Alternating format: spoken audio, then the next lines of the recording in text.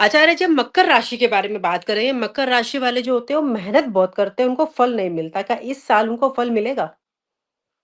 देखिए, ये साल एक प्रकार से मकर राशि वाले जातकों का भी साल है। आप जी। देखिए कि शनि ग्रह पराक्रम भाव हुँ, में बैठे हैं, उनका राशि स्वामी पराक्रम में 3rd हाउस में बैठा है, सबसे शानदार स्थिति है। चूँकि ठीक 2 साल के बाद मई 2028 में भैया शनि में आएँगे तो वहाँ से कष्ट में होंगे। लेकिन इस जी। साल कमाल का साल है। दूसरा हुँ, हुँ, गुरु, ये आपकी कुंडली का सबसे मास्टर प्लैनेट है, इम्पोर्टेंट। छठे भाव में बैठा है, विरोधियों का विनाश करेगा, सेहत हुँ, को बेहतर करेगा, आपके काम-काज को बेहतर बढ़ाएगा और आय, यदि आप यात्रा करते हैं, विदेश यात्रा में जा रहे हैं तो वहाँ से बहुत आय होगी। जून के बाद गुरु महाराज सप्तम भाव में प्रवेश करेंगे, तो वहाँ से आपका जीवन और भी बेहतर होगा। यानी आपका पराक्रम, यश, मान, सम्मान और कीर्ति चारों ओर फैलेगी। प्रेम संबंध बहुत कमाल के होंगे, वैवाहिक संबंध बहुत कमाल के होंगे। अविवाहित हैं तो विवाहित जीवन गुजारेंगे। यदि आपको कोई प्रेम सहयोगी नहीं मिला है, तो प्रेम सहयोगी आपको उसके बाद ज़रूर मिलने वाला है। हाँ, राहु ज़रूर आपकी राशि से द्वितीय भाव में गोचर कर रहे हैं, तो घर परिवार को लेकर चिंता ज़रूर मन में बनी रहेगी। धन को लेकर चिंता बनी रहेगी। अष्टम भाव में केतु है, तो पेट और लीवर से जुड़ी हुई समस्याएँ खास तौर से ज़्यादा होंगी। स्किन की प्रॉब्लम, यानी जो आपकी स्किन है उसको लेकर प्रॉब्लम हो सकती है, तो थोड़ा उन चीज़ों का ध्यान रखें। यानी खास तौर से आपको अपनी सेहत का ध्यान रखना है और घर परिवार का ध्यान रखना है। इतना ध्यान रखेंगे, पूरा साल आप ही के लिए बना हुआ है। जो आप काम करेंगे उसमें सफलता मिलेगी। मकर राशि वाले जातकों को अपने राशि स्वामी यानी शनि को ज़रूर मजबूत बनाना चाहिए। इसलिए मैं सलाह ज़रूर दूँगा, यदि आप नीलम पहनने में सक्षम हो, जो भी मकर राशि के जातक हो, एक चीज़ हमेशा ध्यान रखिए कि रत्न पहनने से पहले आप अपनी कुंडली ज़रूर ज्योतिषी को दिखा लीजिए। आप चाहें तो मुझे भी दिखा सकते हैं, मेरा नंबर आपको मिल ही रहा है, तो आप मेरे से कंसल्ट भी कर सकते हैं। लेकिन आप रत्न पहनने से पहले ज़रूर दिखा लें। लेकिन मकर राशि वाले जातकों को नीलम ज़रूर पहनना चाहिए। नीलम बहुत कमाल का रत्न होता है, मकर राशि वाले जातकों के लिए बहुत लाभकारी होता है। तो आप ज़रूर करें, आपके जीवन में नीलम के कारण उन्नति अवश्य होगी। मकर राशि वालों सुन लीजिए, नीलम आपको मालूम है कहाँ से कहाँ पहुँचा देता है। तो ये साल आपका अच्छा है, उसका फ़ायदा उठा लीजिए। नीलम को जल्द से जल्द धारण कर लीजिए। अगर कुछ शंका है, तो आचार्य जी के पास आइए, उनसे बातचीत करें, उसके बाद ही नीलम को धारण करें। तो आचार्य जी, अब कुंभ राशि वालों को लेकर आप क्या भविष्यवाणी करने वाले हैं? भाई कुंभ राशि वाले जातक राहु से बहुत परेशान हैं, चूँकि ल उनकी राशि में राहु चल रहा है, सप्तम भाव में केतु है और द्वितीय भाव जी। में शनि है, यानी सिंह से बिल्कुल उल्टी राशि जो है वो कुंभ है। तो दोनों, जैसे सिंह राशि वाले जातक अपना साल थोड़ा-सा मज हुँ, परेशानी से गुजारेंगे, ठीक उसी प्रकार हुँ, से कुंभ राशि वाले जातकों की भी वही स्थिति है। यानी साल की जी। शुरुआत से गुरु ग्रह तो ठीक चल रहा है, पंचम भाव में उसका गोचर भी है। लेकिन जैसे ही जून के बाद वो छठे भाव में जाएगा, वहाँ से वो तंग करना शुरू करेगा। जी। तो जो शनि का ढैया साढ़े साती में आपके ऊपर आखिरी ढैया चल रहा है, तो वो भी आपको हुँ, थोड़ा-सा तंग कर सेहत, सामाजिक, आर्थिक, राजनीतिक संबंध उतार-चढ़ाव से भरे रहेंगे। पार्टनर हुँ, से थोड़ा-सा द्वेष हो सकता है।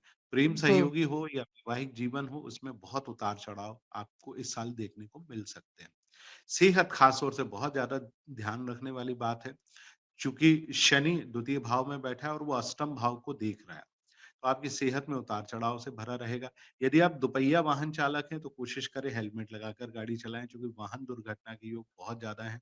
चौपहिया गाड़ी चलाते हैं, तो सीट बेल्ट लगाकर ज़रूर चलाएँ। खान-पान में बहुत ज़्यादा सावधानी आपको बरतने की आवश्यकता है। वो आपके लिए बहुत ज़्यादा ज़रूरी है।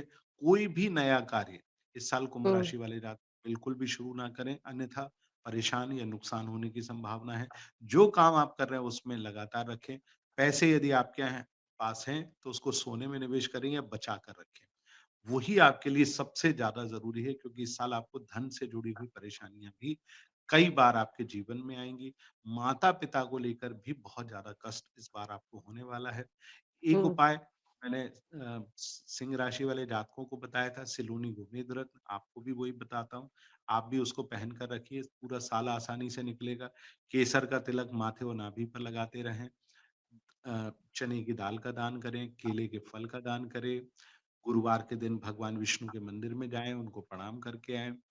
पीले रंग की चीज़ों का सेवन जितना ज़्यादा करेंगे उतना ही लाभ हुँ, होगा। जो कि सबसे अच्छा फल आता है पपीता, आपके पेट और लीवर को ठीक रखता है। जी। लेकिन गुरु ग्रह की अधिकता को बढ़ाता है। मार्च और अप्रैल के महीने में आम आने लगेंगे तो खूब आम खाइए और गुरु ग्रह को मजबूत करिए।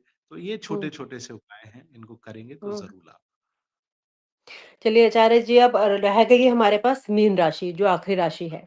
इसकी भी भविष्यवाणी कर दीजिए आप फटाफट से। देखिए, मीन राशि वाले जातकों का साल कुल मिलाकर मिला-जुला है। देखिए, आपकी राशि में शनि महाराज हैं। हालाँकि राहु से आपको मुक्ति है, चूँकि राहु 12वें भाव में और छठे भाव में केतु है। लेकिन शनि पूरे साल भर आपके लगन में बैठे रहेंगे, जिसके चलते मानसिक तनाव पूरे वर्ष भर बना रहेगा। लेकिन आपका हुँ, राशि स्वामी गुरु अभी चौथे भाव में है, 16 जून से लेकर 16 नवंबर तक वो कर्क राशि में ट्रांज़िट करेगा। कुछ पंचांगों में 16 अक्टूबर तक है, लेकिन मैं उसको 16 जून से 16 नवंबर ही मान के चलता हूँ कि वो टाइम पीरियड आपके लिए बहुत बेहतर रहेगा। इस दौरान आप अपने जितने भी नए कार्य हैं या जो आपके अटके हुए काम हैं, उनको तेज़ी से कर लें। इस दौरान सेहत भी बहुत अच्छी रहेगी, कामकाज भी बहुत अच्छा रहेगा। लेकिन अभी से लेकर जून तक के महीने में गुरु ग्रह चौथे भाव में गोचर करेगा। माता को लेकर कष्ट हो सकता है। प्रॉपर्टी में यदि आपने कोई इन्वेस्ट कर रखा है या आप इन्वेस्ट करने जा रहे हैं तो थोड़ा रुक जाइए। आपको रुक के काम करना चाहिए। शेयर मार्केट उतार-चढ़ाव से भरा रहेगा। तो आप शेयर मार्केट में इन्वेस्टमेंट भी जून के बाद करें। जून से लेकर नवंबर तक आप इन्वेस्ट करें। खूब सारा इन्वेस्ट करें, लेकिन निकाल लीजिएगा क्योंकि फिर उसके बाद गुरु ग्रह सिंह राशि में चले जाएँगे, तो वो फिर आपको फिर तंग करेंगे। तो हम ज्योतिष के अनुसार आपको यही बता सकते हैं कि कौन-कौन सी विंडो या कौन-सा समय आपके लिए बहुत ज़्यादा बेहतर है, जिस समय में आप अपने जीवन में बहुत कुछ कर सकते हैं। तो ये साल एक प्रकार से मिला-जुला है। अब क्या करें जिससे मीन राशि वाले जातक खुश रहें? तो जी, उनको एक मोती रत्न ज़रूर पहनना चाहिए क्योंकि मीन राशि चंचल राशि होती है, चूँकि इसका स्टार साइन 2 मछलियाँ होती हैं, जी। फ्लक्चुएट बहुत करती है, तो फ़ोकस नहीं कर पाती है।